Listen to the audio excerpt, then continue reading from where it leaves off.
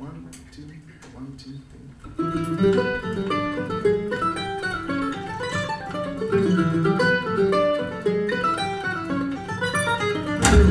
3. The idea with Musique du Jour is that each member of the group, all three of us, we each write a tune the day of the show.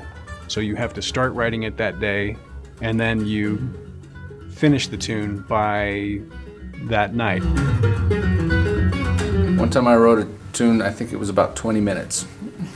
And that one has probably been performed the most.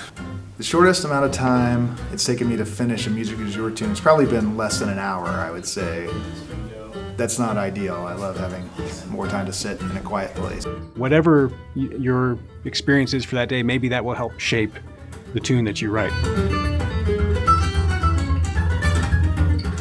My name's Eric Tureen, I work for Matt. Take the third inning. I can trust them to really make music out of anything I set in front of them, which is a real luxury, I think.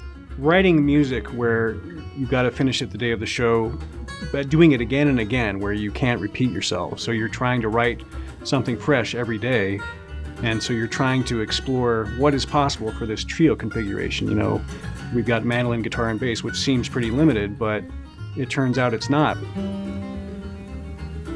My name is Ross Martin, and I play guitar in the Matt Flinner trio. You know, when you're writing a tune in a day, the place that you're in is going to affect that. Colorado, Wyoming, just beautiful, beautiful scenery, and I think that can't help but have an effect on the music that you write.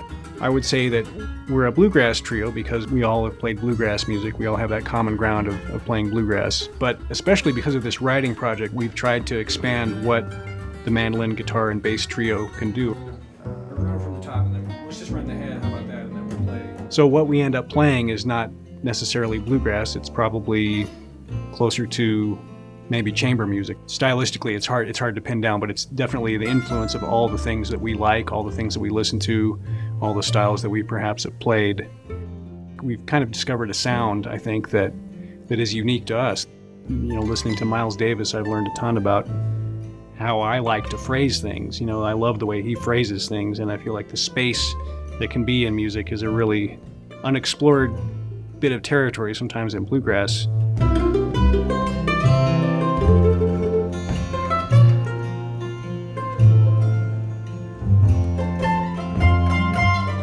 My hope is that we'll keep exploring new boundaries. You know, we'll keep pushing those boundaries outward, and we'll, you know, because as we keep writing, we keep challenging ourselves and each other.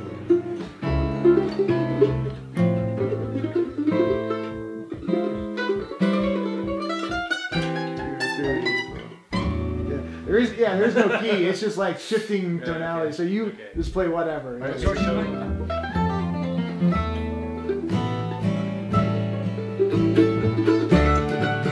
We only get a chance to run through the tunes once or twice before we actually perform them, and we're incredibly focused. I know I've never watched this, but I know how I feel when I'm reading these guys' tunes, and I'm just really buried into the music, and also my ears are really focused on what they're doing.